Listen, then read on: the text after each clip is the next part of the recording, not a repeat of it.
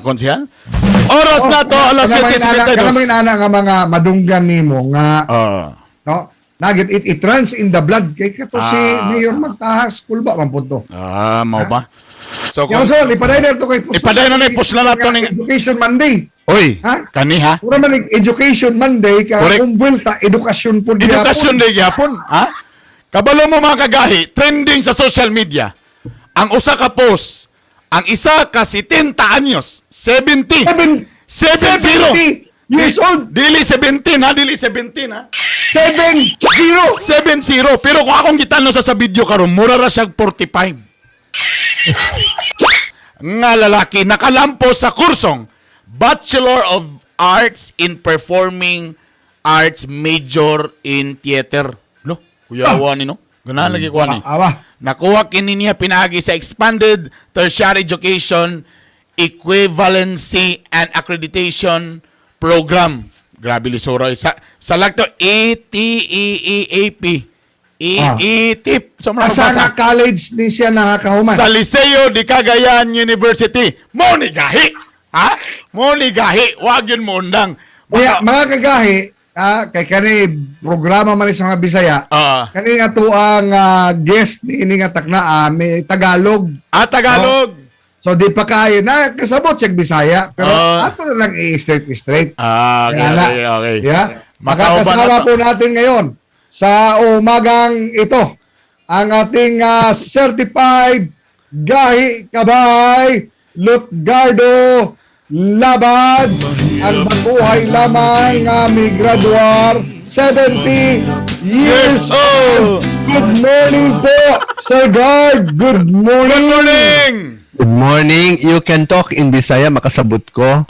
Pero dili ko maka dire-diretso. Okay lang, sir. Ang imuhang tubag, sir, pwede nimo sagol-sagolon lang, sir. Saksin hago. Sir, kayo, sir, sa totoo lang, sir, wag nyo kaming lokohin. Anong 70? Sa mukha mo, parang 45 lang yan eh. 45 lang yan. 1951 ako pinanganak, boss. July 16. 1951 pinanganak birthday si Sir Guard. Friday.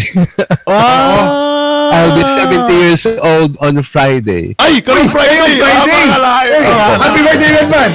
Happy birthday. Thank you. Happy birthday. Grabe, alam mo, inspiring. Ano bang friends tawag sa'yo, sir? Kasi Lutgardo. Gardy. Sir Gardy. I have lots of friends there in Cagayan de Oro at saka mga relatives. Alam mo, Sir Gardy. Matagal na po kayo sa Cagayan de Oro, sir? Matagal na po kayo sa Cagayan de Oro? No, I'm based now in Bohol. Bohol na. Okay. Pero I have been visiting Cagayan de Oro when I was giving drama workshops diyan sa Ateneo. No?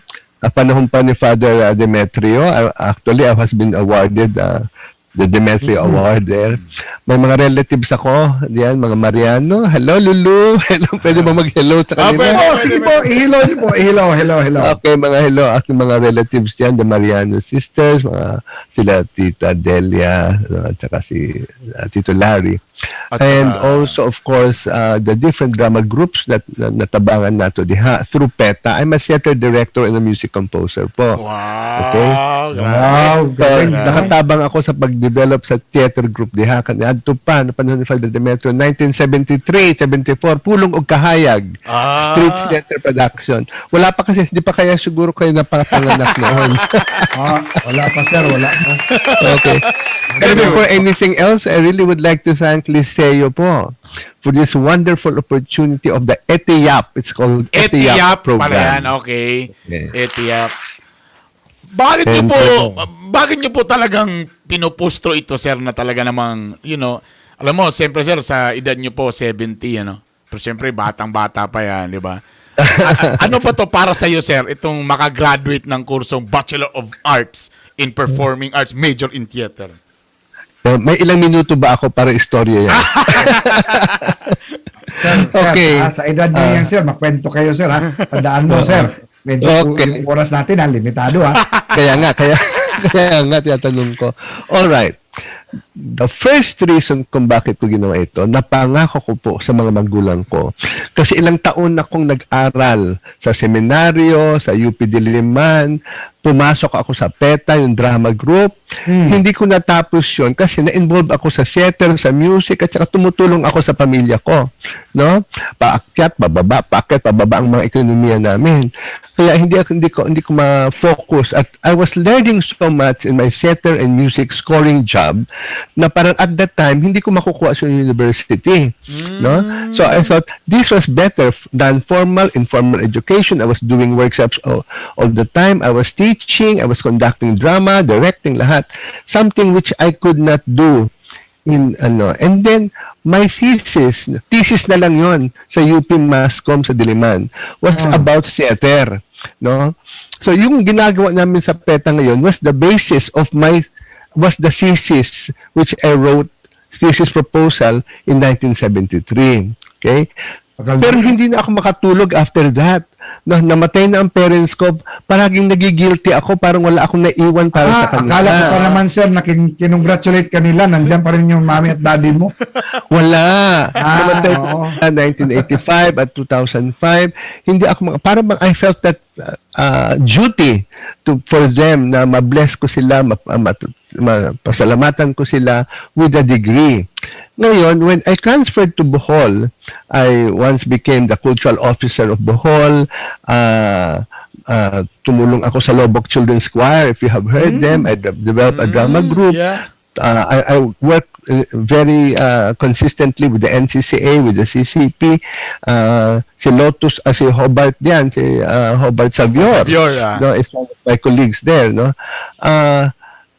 Nakita ko na kinakailangan ng isang school for theater, school for drama. So, paano naman ako makakatulong sa pagtayo ng School of Drama kung wala akong degree? Diba?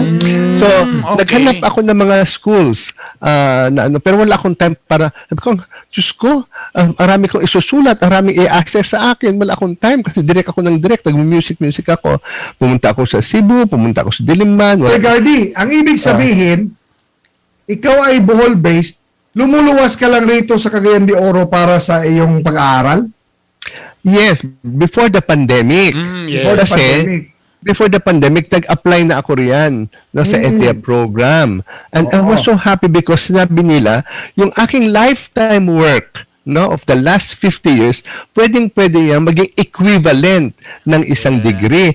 Ay, nagpasalamat ako sa Liceo de Cagayan. Lalo na sa mga nakikinig ngayon, lalo na sa mga nakikinig ngayon, kung ano man na yung profesyon. I-credit po iyan ng mga colleges na may ETIAP na mula sa CHED. Yes, this is a CHED program. Hindi tulad nung 3 months lang kinuha ang political science. Nakilala ko, kasi nandiyan nagtuturo sa Liceo, yung isang napakagaling na violinist, na isang Italiano, si Tullio Vidmar, very good friend ko. Then they told me, come here, you can finish it here because this is a good university that has a beautiful arts program. Okay? So nag-enroll ako. At saka, it's only 1 year pero very talagang stringent. I have to go through a different process of assessment. Pumunta pa sila sa Bohol, sila Sir Henry Abellanosa para tingnan ko ano trabaho ko. Tapos nag-defend pa ako sa isang panel diyan ng buhay ko, tapos sumulat pa ako at ang raming mga proseso pero I enjoyed every minute of it because I was reliving my past, Yes. And I was doing it so that the theater community can become professionals because of a degree. Kaya Agardy, how long did you take finish the course? Kung walang pandemic yon, kung nakapag-graduate na ako last year. 1 year yon. 1 year of writing a lot, answering about 14 matrices. Kasi I have to certify lahat ng mga nagturo sa akin, lahat ng ginawa. 1 year, sir, 1 year yung performing arts? 1 year. Kung nagkita tayo nung time na yon, siguro makapag-suggest ako sa'yo na political science na lang kasi 3 months lang. Iba yun.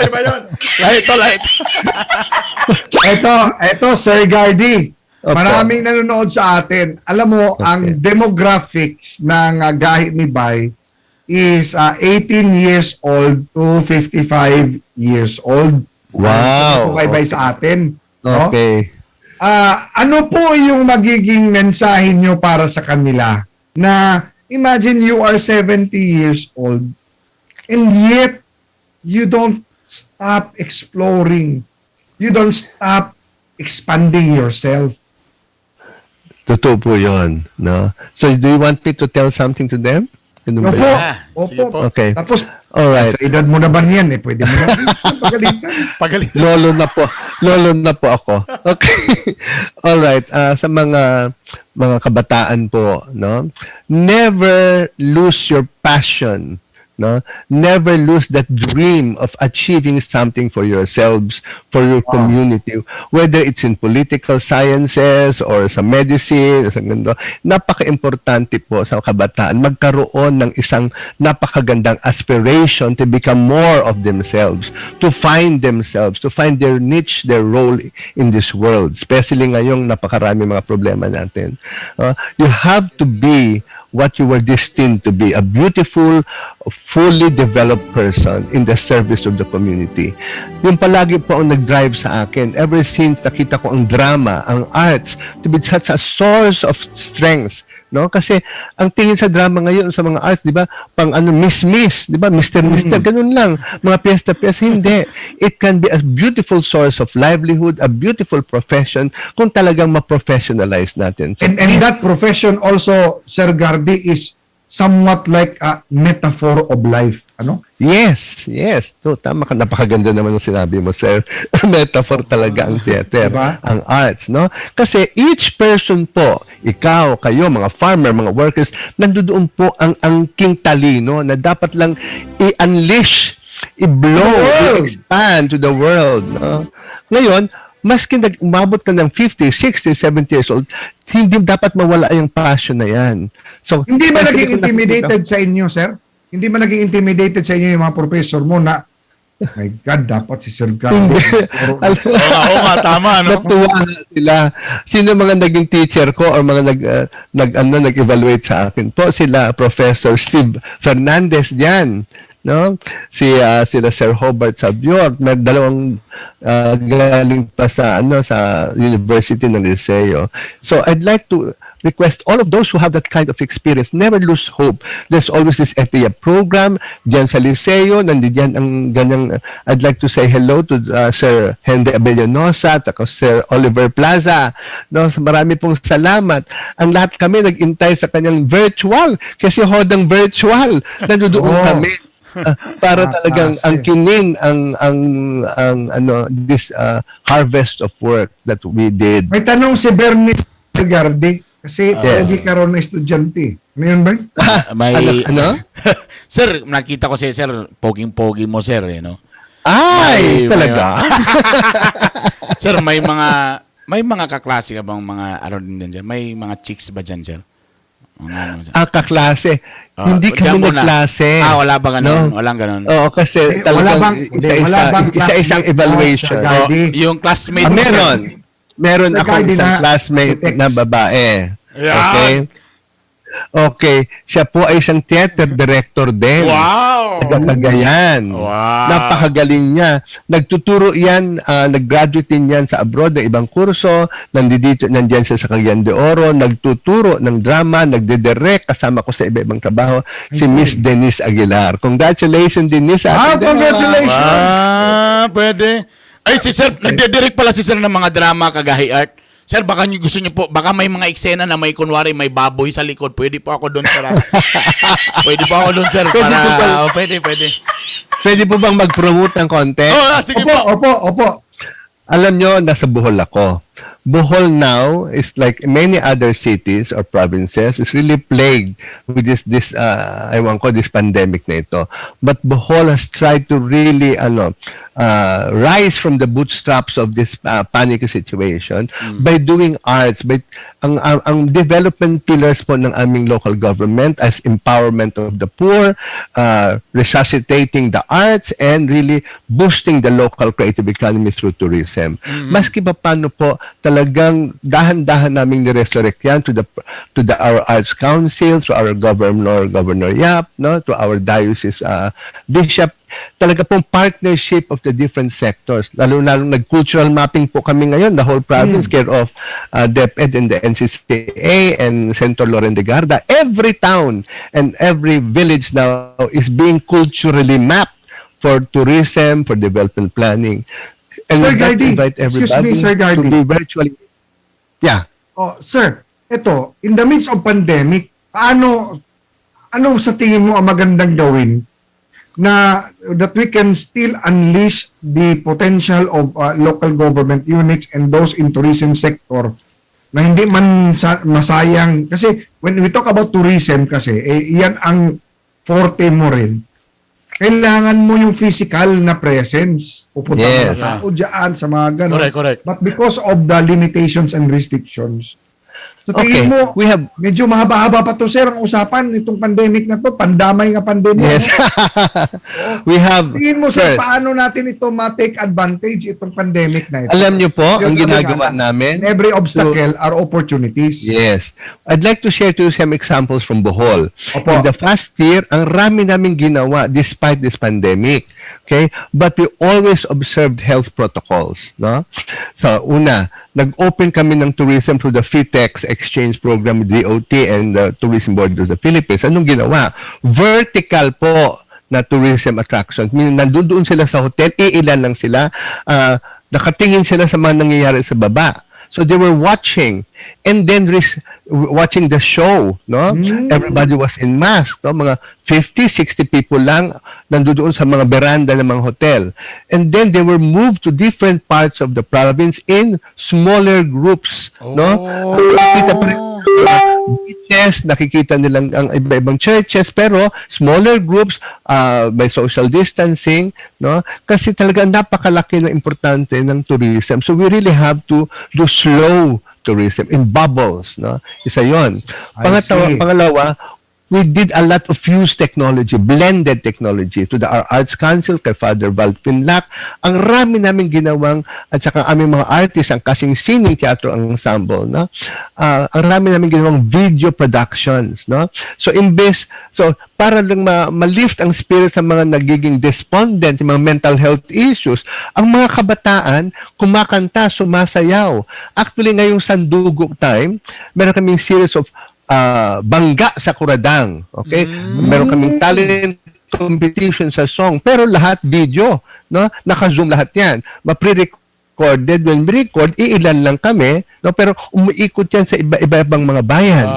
Okay. Last year, Galing, meron kaming galing. kasadya sa Pastores, meron kami sa yung Daigon contest, but everything was controlled. No, we cannot stop people from being creative. Correct. We have to really keep on Correct. inspiring them. Pwede na po ba pumunta dyan? Pwede na po pumasyal dyan sa Yes. Bohol? Pwede na? Yes, pero dapat may PCR cut 72 hours before. Pero kung vaccinated ka na, pwede na. Pwede, pero ano yung pa rin? Ayun, Kailangan PCR pa rin. 72 hours. RT-PCR pa rin. Antigen. Yes. Sir Gardy, But, napaka, the Sandugo now- habang pinapakinggan kita, Sir Gardy, dapat Apo. hindi ka, dapat hindi 1 year, dapat 1 month lang, pinagraduate na si Sir Gardy. Malalim, ha? Very full. So, Correct, abundant correct. learning and knowledge. I'd like to invite everybody to witness our Sandugo Festival this month. Now, it will be on sa social media, tutulong po ng aming local government, ang aming governors, ang aming Anong father page po? Anong page? PGBH Arts page, no? The Provincial Government of Bohol, PGBH, Bohol Arts and Cultural Heritage Council Facebook page, ang ARTIA page, ang Provincial Governor page. Let me listen to it. Ang Sige. Back Council page. Okay. i-commemorate lahat. Basta tungkol sa buhay. I-send nyo po yan sa amin. Baka imbitahin natin ulit si Sir Gardy para pag-usapan natin yan mas mas detalye pa ng festival. Alam nyo ba, magkakaroon kami ng movie production pero social distancing lahat. Alam mo Okay. kung ano? Tungkol. Ano po yung kissing scene? Social distancing. Animation na lang siguro yun. Animation na lang. Sir Gardy, isa Opo. kang inspirasyon Salamat lalo na po. sa kabataan o yung mga bata, nakita Alam- niyo. alam Nakita niyo niyo po. si Sir Gardy. Be inspired sa kanya. Alam Tinapos niyo po, niya ang sir. kurso niya, 70 years old. Hindi Yes, sir. siya huminto. Correct. Oh, because ang Nilagay pinakita ko ni lang- Sir Gardy, yes, Sir Gardy. Ang nilagay ko lang, I was not expecting this reaction to happen. I was just putting my picture on the Facebook just to say thank you to the Lord and thank you to my mama and papa. Tapos, bigla na lamang, hoy, ang raming nagkagusto.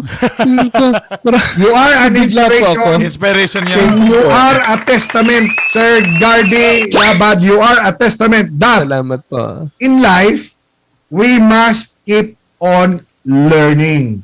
Yes, Because the moment we stop learning, we start dying. Maraming salamat po. Ang ganda po. Sir Marami Gardy. pong salamat. Marami pong salamat. Thank you po. po. Ingat Sa po kayo. susunod, sa God susunod. bless you. Thank you so much for the inspiration. Ang galing, Thank you galing, po. galing. Certified Gahi Kabay! Maraming salamat po ulit. Oras, alas 8:13. Commercial break muna.